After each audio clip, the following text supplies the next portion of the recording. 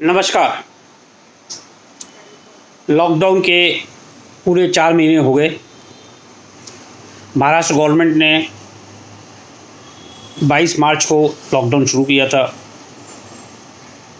और 5वां महीना शुरू हो गया। अभी तक कोई अंत नहीं दिखाई दे रहा।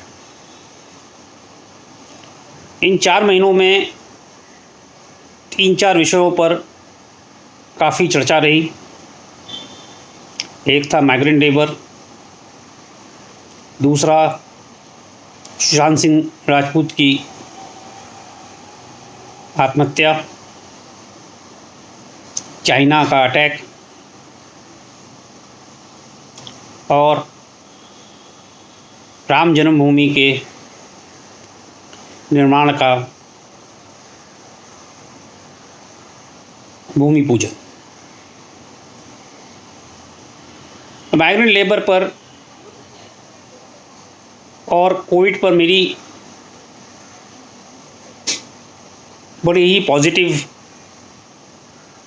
थिंकिंग है कि ऑक्सफोर्ड ने भी वैक्सीन डिस्कवर कर ली है, अमेरिका भी कर लिया है। तो जैसे मैंने पहले भी कहा था कि सितंबर तक ये हम वैक्सीन ला पाएंगे और कोविड पर विजय हो जाएगी। जहाँ तक माइग्रेंट लेबर का सवाल है, जहाँ इंडस्ट्री होगी वहाँ वर्करों की डिमांड रहेगी और स्किल्ड लेबर लोकली पूरी संख्या में कभी भी अवेलेबल नहीं होंगे। इसलिए पूरे विश्व में माइग्रेंट लेबर्स दे मूव। ये अमेरिका देख लें आप, यूरोप देख लें, अफ्रीका देख लें, एशिया देख लें। स्किल्ड लेबर और अनस्किल्ड लेबर हर देश अपने रिक्वायरमेंट के हिसाब से इंपोर्ट करती है और जो देश इन्हें सप्लाई करते हैं उनकी पूरी फॉरेन एक्सचेंज अर्निंग का एक बहुत बड़ा हिस्सा इससे आता है। इसमें आप बांग्लादेश, हिंदुस्तान, पाकिस्तान, इंडोनेशिया, फिलीपाइंस ऐसे देशों को देख सकते हैं। दूसरा विषय है श्री सुशांत सिंह राजपूत की आत्महत्या का। नेपोटिज्म इत्यादि काफ़ी सारी चीज़ें लिखी जा रही हैं। यह बात समझने की है कि पिछले 30 से 40 वर्षों में हमारी एंटरटेनमेंट इंडस्ट्री धीमे धीमे अंडरवर्ल्ड के हाथों में चली गई। यह आप कई एक फिल्मों में जैसे कंपनी और कई एक फिल्मों में उन्होंने खुद ने कोट किया है, जो कि अपने हिसाब से आर्टिस्ट को लेते हैं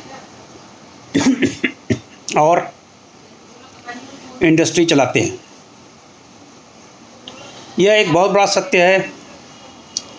फिल्में खाली आर्ट नहीं है, एक बहुत बड़ा बिजनेस भी है जिसमें हज़ारों करोड़ रुपया इन्वेस्ट किया जाता है।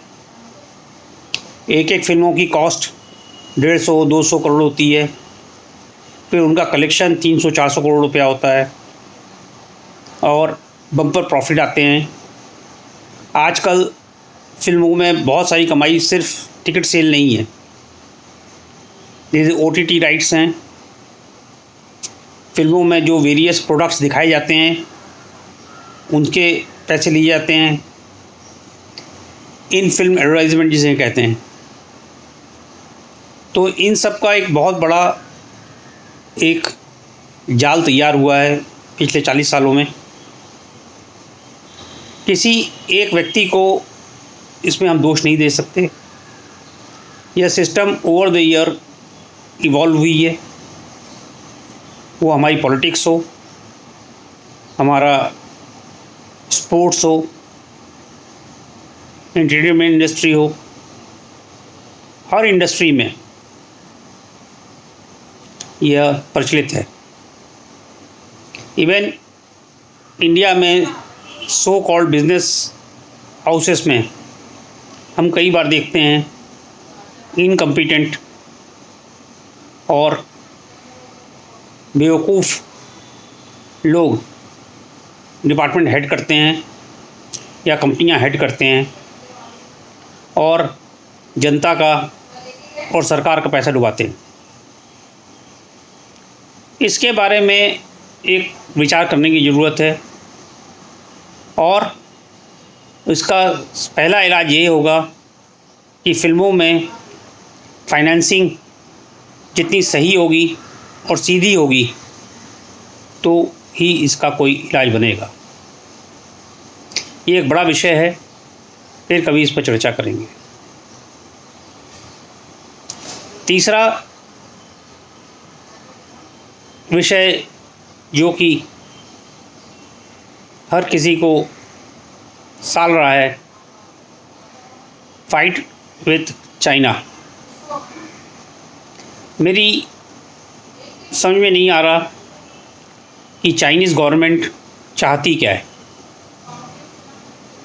पिछले 20 वर्षों में उन्होंने इकोनॉमिकली अपने आप को सुपीरियर कर दिया। अब विस्तारवादी नीति के अंतर्गत वो हर देश को कैप्चर करके गुलाम बनाना चाहते हैं, जो किसी भी देश की आन के लिए सही नहीं होगा। मैं तो जो भी बुद्धिमान लोग होंगे उन्हें सलाह दूंगा कि अपना व्यापार बढ़ाएं।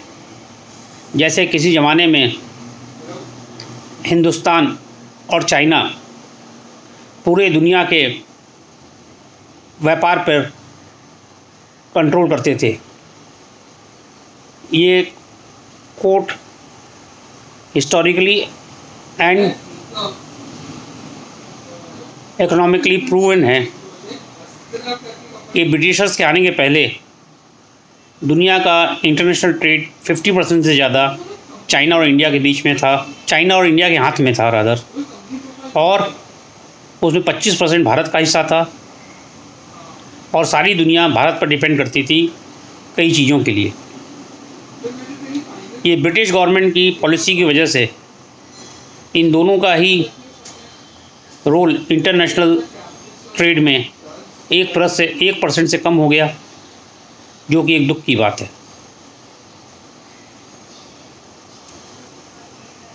श्री जिनपिंग जी इतिहास को पढ़ें और इस पर विचार करें।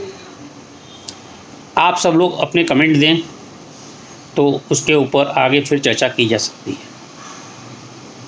धन्यवाद।